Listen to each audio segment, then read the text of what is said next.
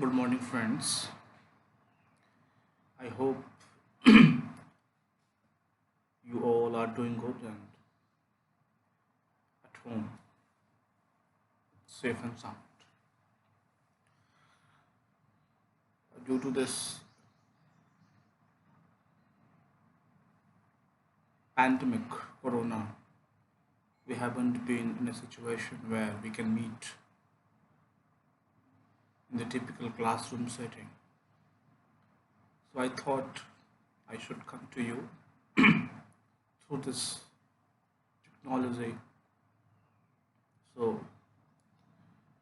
I am ready and I have made myself prepared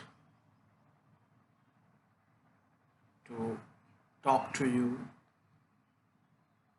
in the form of video lecture. And today I shall be talking about Shakespearean criticism in the light of the observations made by one of the most famous new classical critic, a new classicist, Dr. Samuel Johnson. It would be quite interesting to see how Dr. Johnson, being a new classical writer, being a new classical critic, approaches Shakespeare, who is not a classical author in terms of certain traditional rules and regulations, but certainly he is a romantic writer. So it would be quite interesting analysis on part of Dr. Johnson.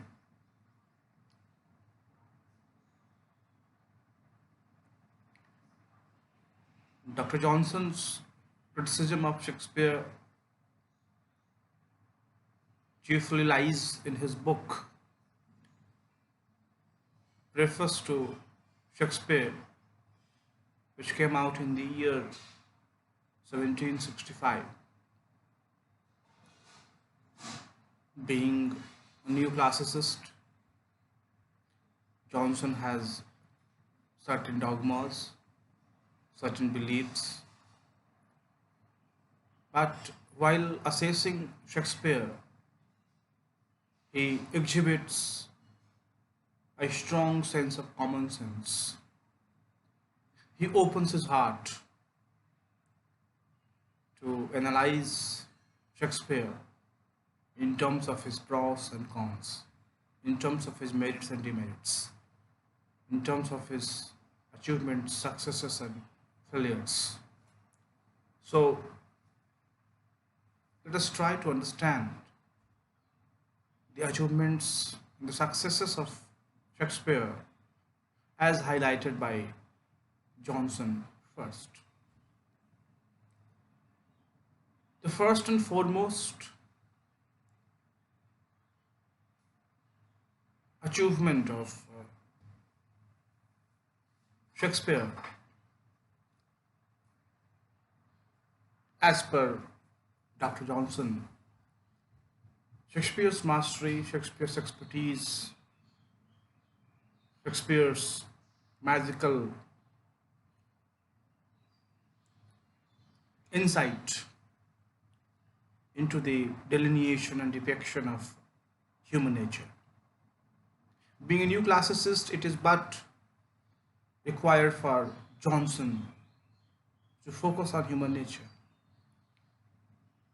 And when it comes about human nature, Shakespeare is unchallenged. Shakespeare does that in the best format, in the best way available. Human nature. And yes, so far you must have read at least more than one play of Shakespeare, and you yourself will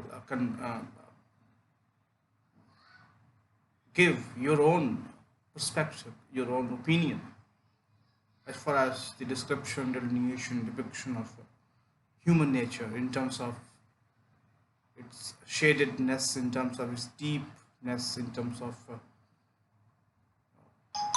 varieties of a human, and the kind of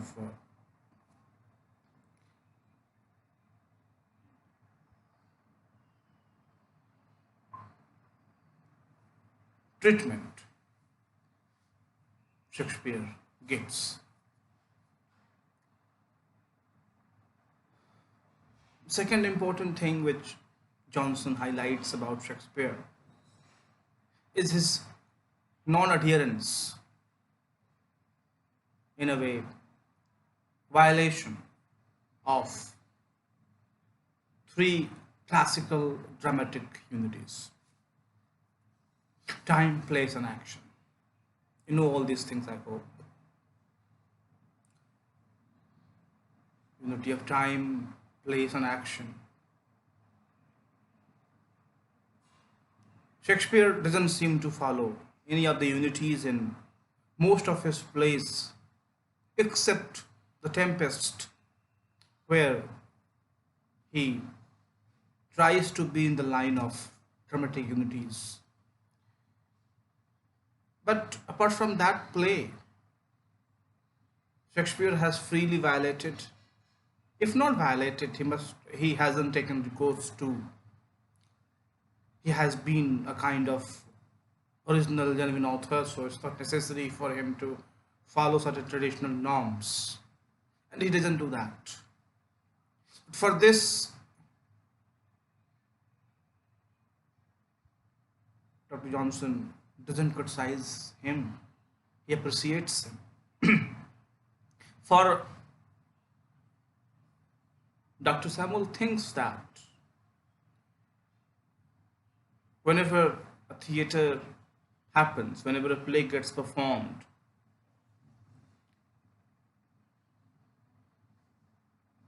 whenever the question comes of the time,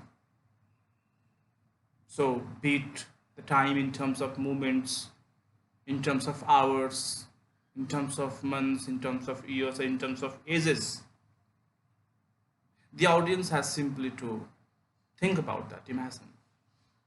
And if an audience can identify the difference in terms of movements of time, hours of time, and months of time, so why not years of time? It's easily possible. Place. Suppose a play of Sophocles is being performed in London.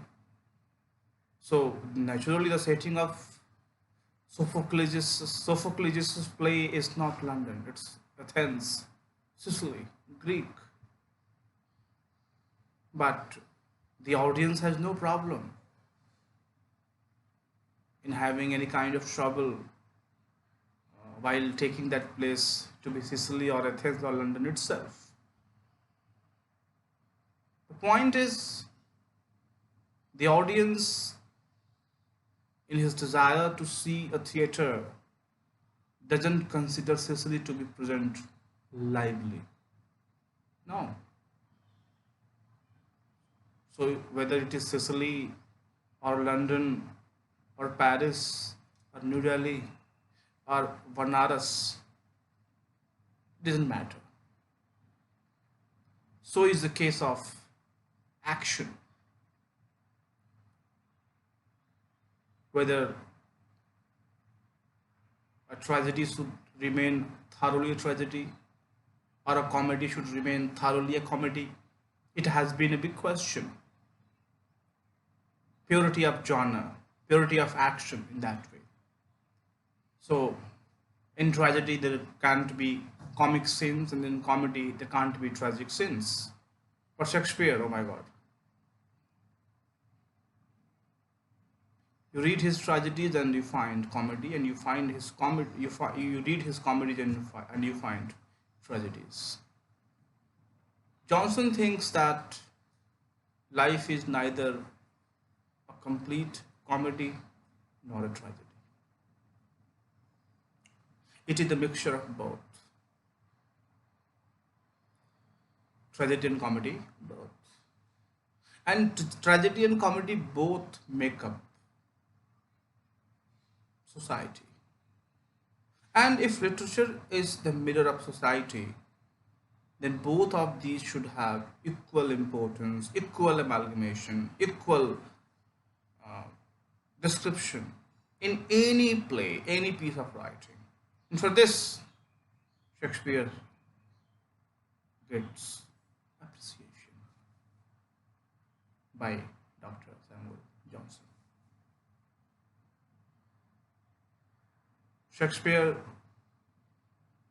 also gets applause for his delineation of certain events, certain characters, certain thematic issues, which are having universal appeal, universal value. So, as far as the concept of literature and its universality is concerned, Shakespeare excels. And this is too much liked by Dr. Samuel Johnson.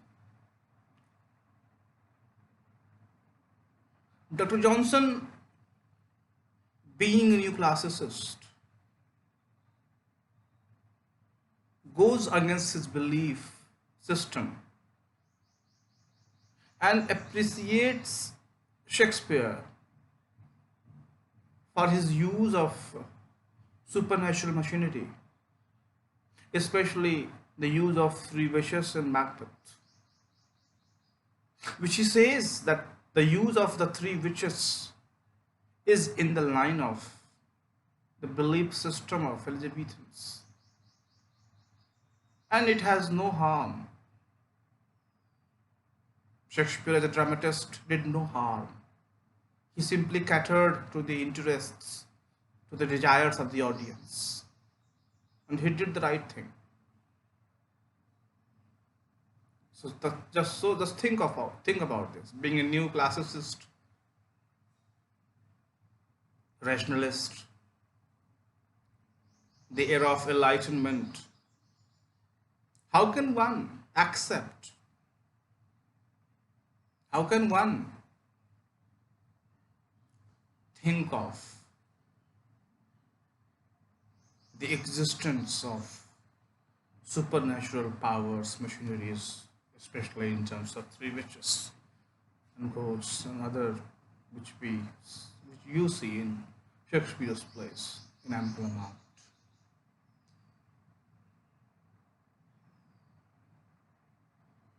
Demerits, defects, as highlighted by Johnson in the plays of William Shakespeare. And the first and foremost defect, demerit, is Shakespeare's lack of awareness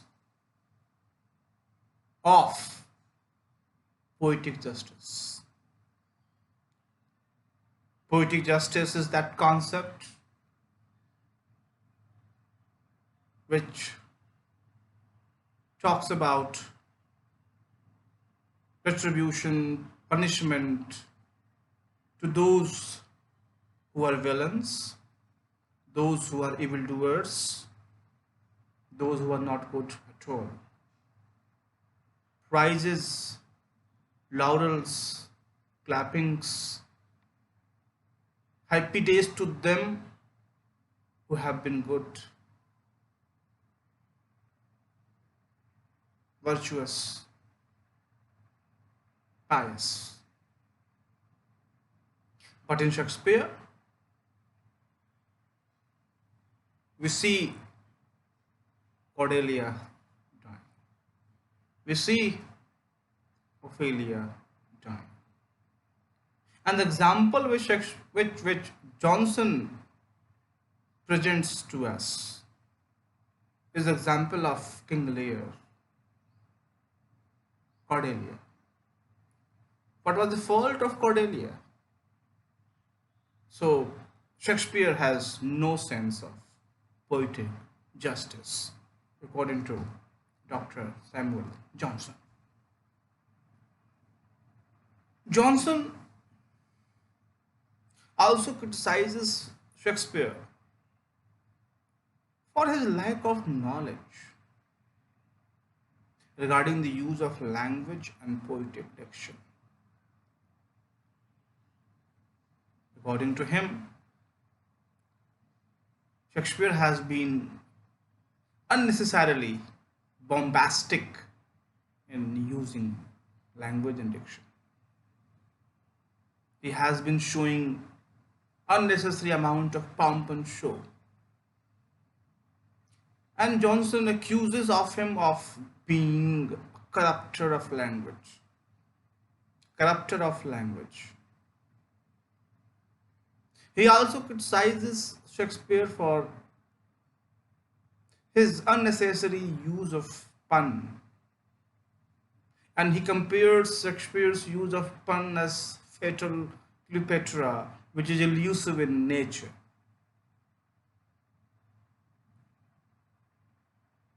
Shakespeare also gets criticized by Johnson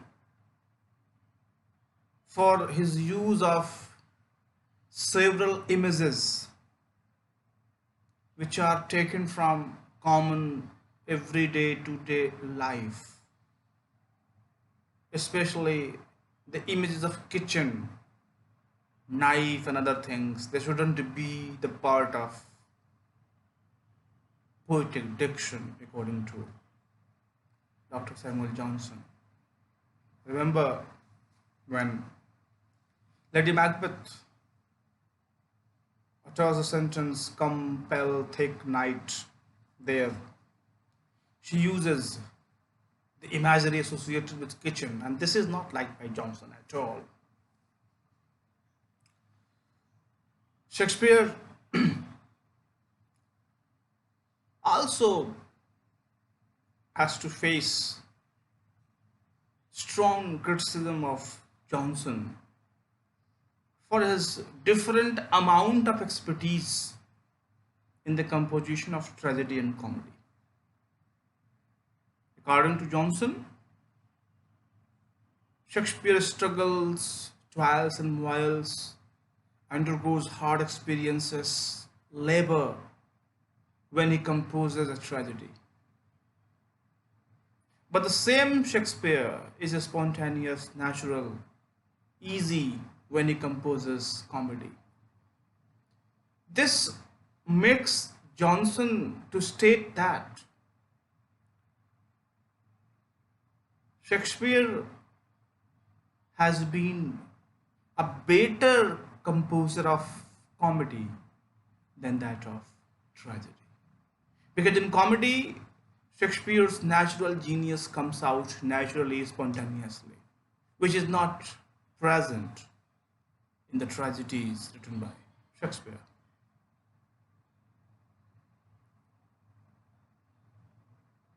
In spite of all these defects, Johnson has no problem in admitting the greatness of Shakespeare as a dramatist, master writer, master playwright, and he passes his judgment that Shakespeare has already outlived his century. And this is in the line with the kind of appreciations which we were discussing and part of Johnson to Shakespeare. So Shakespeare has already outlived his century. He has become immortal. He has become great.